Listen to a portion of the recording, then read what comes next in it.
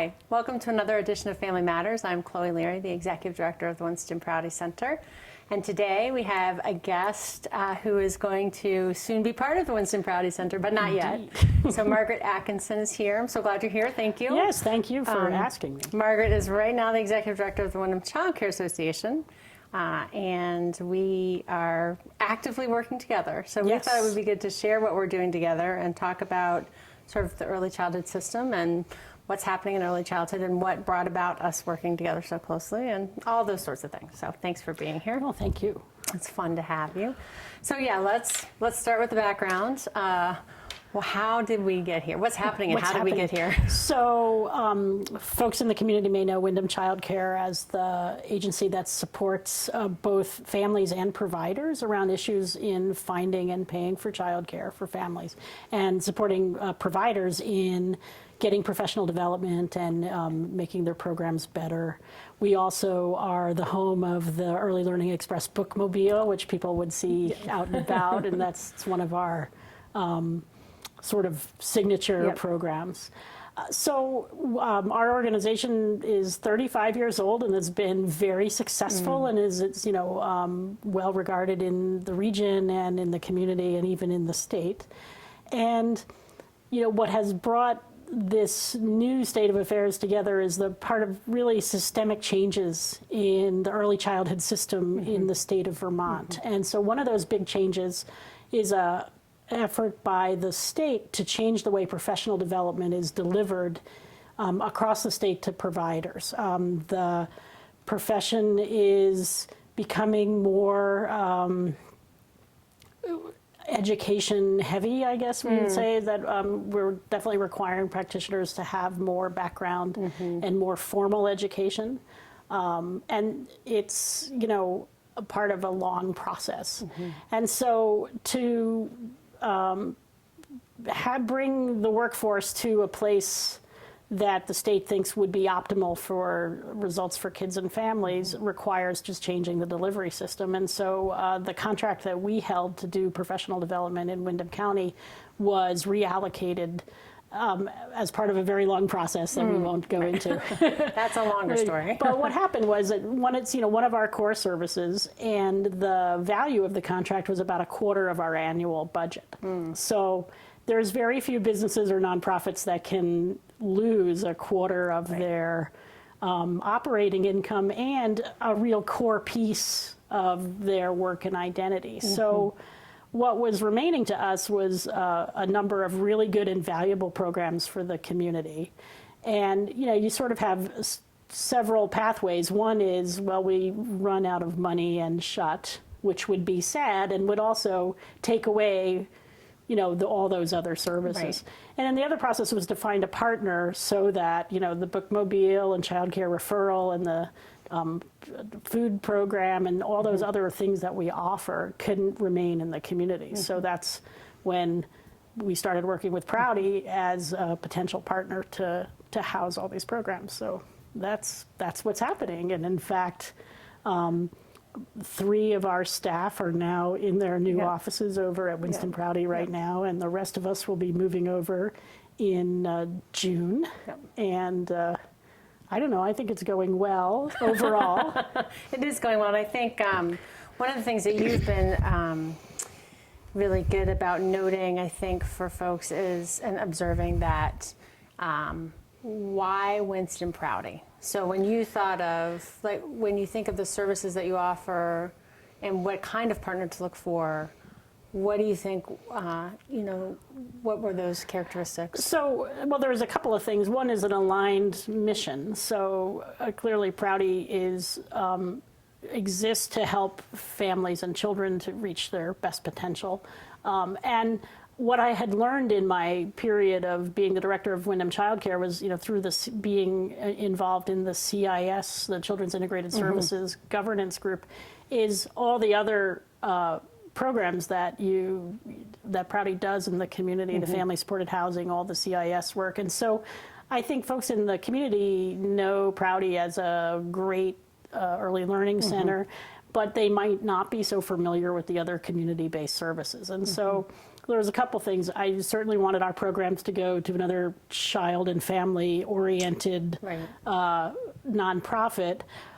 There's other ones that are, and also like a standalone 501c3, you know.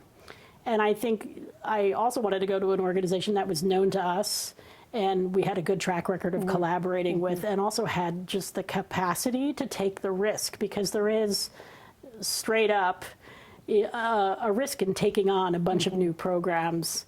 And, you know, yes, contracts and yes, funding streams, but all that is very complicated. And so, you know, and you were willing to do it, which was also kind of important. You know, that counts. So, I mean, you know, definitely in the work with my board and staff was that, you know, my bottom line thing was that these good things that we do in the community should remain available to people.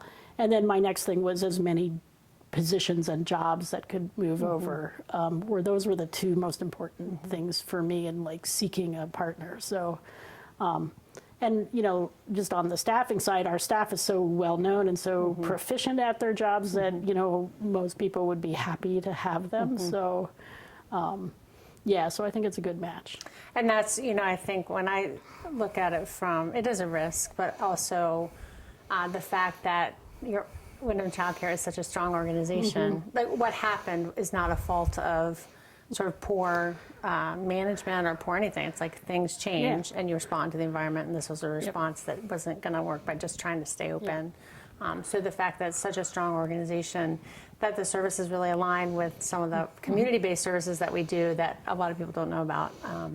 And ultimately, well, two things. One, serving kids and families better. So we do have overlap, you know, between some of the populations we support. So hopefully it'll be a little more streamlined for some families. And also, I think as an organization, there's an asset in terms of what it helps create vision when you do something like this. So what's next? So I think even though we wouldn't necessarily think of let's buy a big campus and then let's merge with something else a year later, I've actually come to think it's a good time because we're so open to what's possible. Right. So well, and I think one of the things, because of the nature of who we are and have been, you know, is that we have to be a very outward-looking organization, and so I think that we kind of bring to Winston Prouty sort of a lot of that, touching a lot of different parts of the community, and I think it's a great opportunity to have a collaborative relationship with the other providers in the region, because we already have such a strong relationship. I think that there's a lot of potential there as we, you know, as things work out and as we get settled in and start developing some planning. I think that the campus is a great potential community asset, and there's, you know, I think that there can be a lot of great things built for the families in the region, and it's about enhancing the quality of life here, and not just for our organizations, but that's really that's the business that we're in, and as are most of the nonprofits are about addressing quality of life. So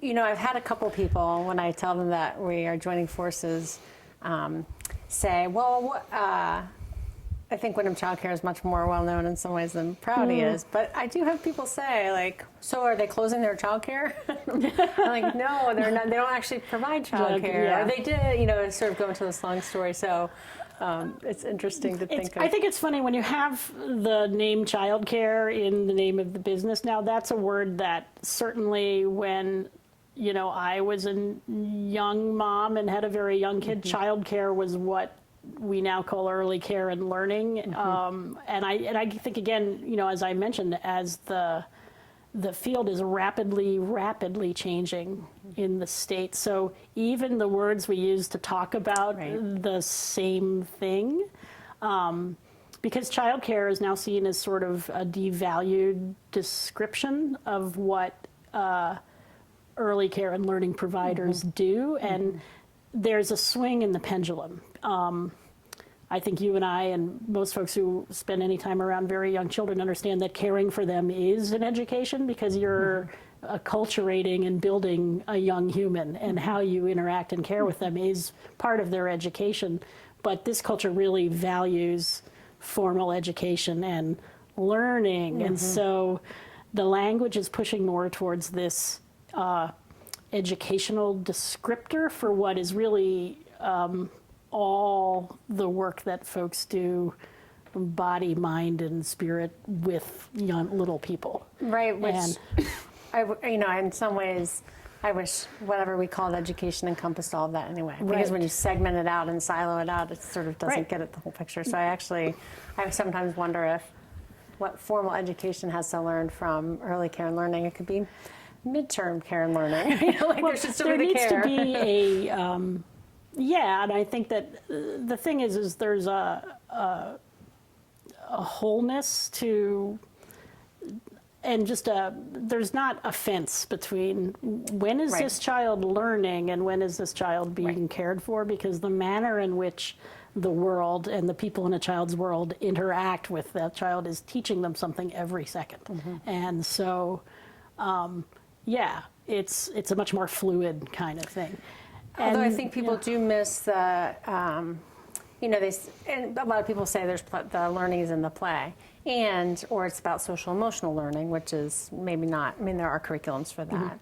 Although I think what gets lost a little bit is there is pre-literacy and pre-numeracy. Like, if you want to focus on academic skills, the foundation for being able to learn those is all going to happen in that sort of, It's true, and and I've learned a lot about that in being in this work, especially from Sueño, our bookmobile librarian, who, says, and Billy Slade also, there's playing with children, and then there's playing in a really intentional way that guides, that isn't overbearing and is, guides kids towards their own work of learning. So yes, it's an art as well as a science, and I think that that childcare is not an adequate term, but early care and education and early care and learning is also kind of loses something too. And so, and as we talk about the complexity of this field and how it fits into, communities and the state, and I mean, it's all really, really complicated, and we can't even agree on what words to use to talk about it sometimes. So there's, it's interesting, isn't it? It is very interesting. We will take a short break right here, and when we come back, we'll talk about that interesting stuff. So. Okay.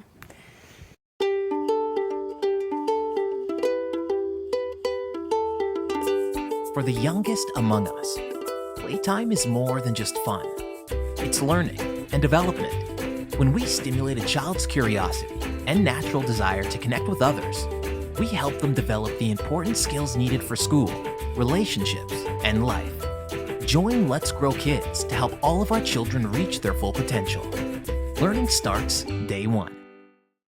We're back. We were just talking about how complicated something like early care and learning or child care or whatever we want to call this time of life when we're sort of growing our future citizens is so complicated. So sort of how we ended up here, there are changes in the system and in the state level. There are lots of moving pieces. So I thought it would be good to talk about what are some of those moving pieces right now. So we say system, which I think is a little bit of a misnomer because it feels fragmented sometimes, although I think we're trying hard in our community, and I think part of us working together has been to try to make it not feel fragmented for kids and families and providers. But to keep saying system, but there's lots of talk about the budget. There's pre-K and Act 160, there's so many things. So let's talk a little bit about some of the biggest moving pieces. Well, system-wise, I mean, I think the thing that that's sort of getting even more complicated is you have the early care and learning providers around the state the majority of them are private business enterprises. So unlike public schools, they're businesses and they follow the rules of businesses. Now they're highly regulated, so you just can't hang out a shingle and have a child care business. There's licensing and those rules have recently changed, and a lot of the new ones will be in force in September. So the past year and a half, there's been a big push for folks to at first comment on these new rules and now learn about them as quickly as possible so they can be in compliance. It causes it's like another thing for providers to think about. It often has cost involved. It has been difficult because the state has been from time to time slow in releasing information, and so it definitely causes some angst in the provider community, and it's, that whole process is not finished yet. And you have on top of that too the implementation of Act 166, which is the universal pre-K law, which in some states rolled out last year, and in Windham County rolled out sort of piecemeal. Some supervisory unions rolled it out last year, some started this year, and that is a law that says that every 4 and 5-year-old child has a right to 10 hours a week of pre-K education for 35 weeks a year for free, which just is a wonderful endorsement of the value of pre-K education, but actually making that happen for every child in a rational way in the system that we have is really, really hard. Challenging. And some folks may know that there have been partnerships, at least in our region. School districts have partnered with private pre-K providers for many, many years, very successfully. But this is definitely a change, and with it, the implementation and regulation is difficult. And and frankly, there's not enough spots for all the kids that there are. Right, so there are a things couple like that. So. Right, so that you were just talking about the pressures on providers, the regulations changed. So that there's sort of that pressure, and then in order to be a partner for a pre-K program, there are standards around that, which can cost money too, or do cost money. And so the notion, so there's the pressure on the market. And then the notion of the market doesn't match the model. So the idea of 10 hours a week of free pre-K for 35 weeks a year doesn't match what a lot of people need. Right. So those are some moving pieces. Right, and so 35 weeks a year, if for folks not doing the math, is your regular school year for regular K through 12. Seems longer, 36 weeks, but that's what it is. But the kids think it's longer. longer. Think it's longer. And so the reality is that I think the statistics in our county is that 75% of the children under 6 have both of their potential caregivers in the workforce, or all of thetheir, potential caregivers in the workforce. So that's a lot of people who are working, who also have children. And most people work, 35, 40-hour weeks.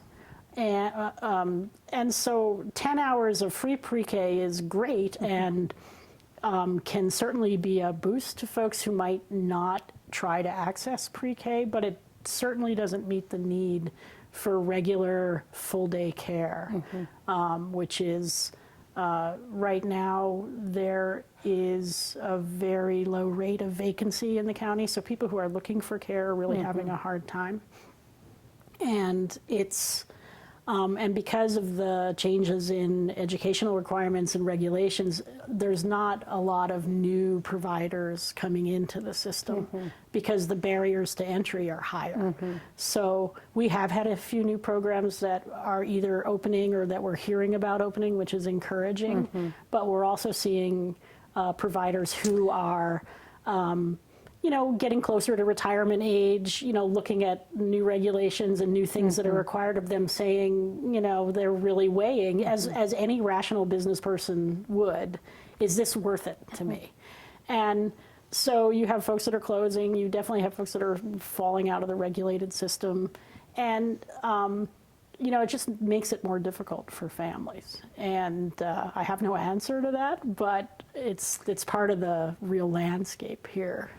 Right, and if there aren't spots, if there's not spots, there's no free great idea, but there's no availability, and people can't take advantage of it. So, and I think the discussion at the State House this year was they were looking at the first year of pre-K, who was using it, access, and the legislature was starting to have some discussions around tweaking the law, because I think very good-heartedly, folks understand that there's a gap that starts very early between children who are raised in a low-income Right. families and children from more well-off families, and that achievement gap, which sort of drives a lot of decision-making around education. You even see it in preschool. And so I think the pre-K law, people really thought would just open the door to pre-K to a lot of children who weren't accessing it.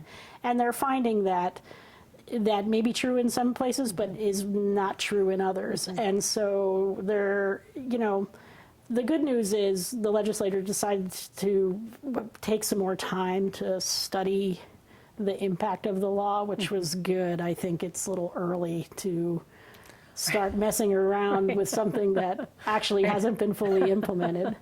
And data is our friend in this case. But there's,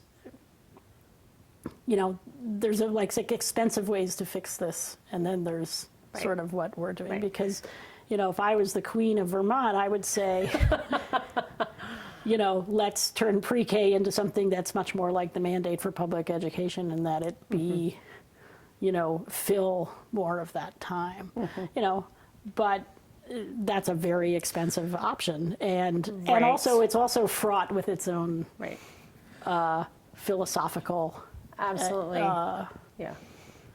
barriers as well. Right. And that was the Blue Ribbon Commission report on financing high-quality, affordable childcare. There's a long name for you. That was a sort of recommendation to keep looking at, because we talked on the commission about these models in other countries that work well and sort of accomplish the outcomes we're looking for. But it's very different, and it's more along the lines of what you're talking about. So to make that switch, that would be, that's a big investment. So making the argument for why that investment is important is definitely going to continue, I think. Yeah, and I think, it's interesting because the European models of, access to more long-term, high-quality, low-cost care for working families is great.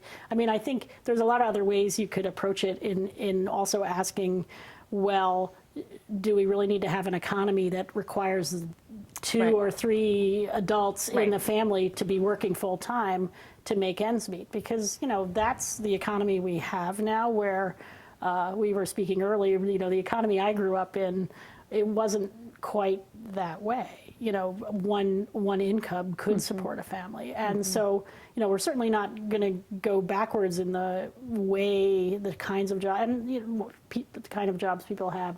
Or I also think it's certainly would be a step backwards to say that one parent should be home with the kids. We want folks to have choice, but you also have to kind of have adequacy in the choices that are available. So you have folks that are dropping out of the workforce because they can't find care, folks that need to be in the workforce, and you have families spending, a single parent spends a third of their income on child care. That is clearly out of whack.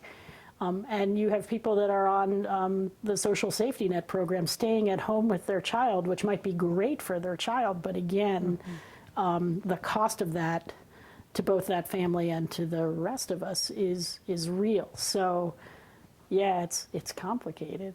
As we were saying, the system. Yeah. So what other pieces, I think it's probably worth talking about that, all those economic pieces a little more, so maybe we'll get to that in another episode. What else is happening right now in the early childhood system that budget-wise, or anything, other news that we're going to keep an eye on as the legislature adjourns and readjourns? One of the good things, right now, as of today, the budget is in a limbo state. It was passed, and we're not sure whether or not the governor is going to veto it or if there's going to be a veto session. But one of the many really positive things was about a $3 million increase in the child care subsidy allocation, this is money that allows parents that are working, looking for work, or are engaged in school or job training to be able to be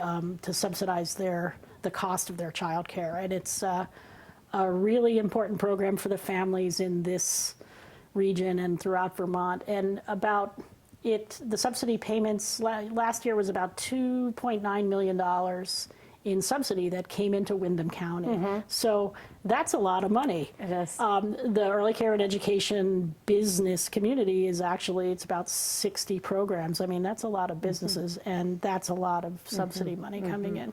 So this is $3 million more, helps boost the rates that providers receive for children.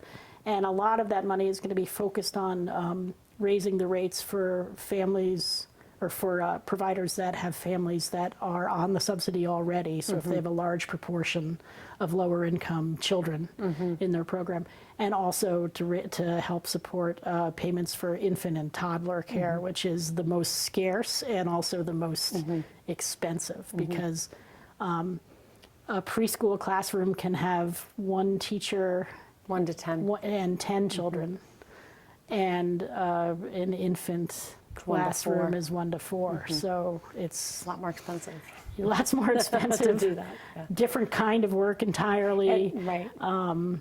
And so, and also, I mean, there's just a crisis throughout the state. Families cannot find any infant and toddler care. Right. It's very, very tight. I think that statistic you told me most recently was if you were looking for infant care in Windham County, we had 2 part-time slots available. Well, I think actually, last month, I think there was 1 spot open in the entire county, Right. and you had, off in the hinterland somewhere. So if you're a working family in like Brattleboro, you're probably not going to drive to Wilmington, right, for your child. Yeah. So it's a huge difficulty because it's not just like, is there a spot? It's where it is, what time period, Right. all those. Right, there's so many variables. What's the philosophy of the program? Like everything is. And that's a service that is going to continue. So once we merge, as of July, people can still get help with child care referral. They can still get help with finding financial assistance or subsidy.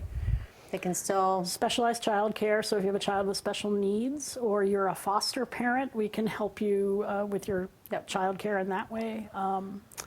And then providers can still access the Child and Adult Care Food Program, which is a subsidy program to serve healthy meals. And the Bookmobile will still be out doing its thing at visiting both pre-K and early learning programs around the country. And then in the summer countryside. We're very ambitious. The countryside. Sorry about that. And in the summertime, we are at...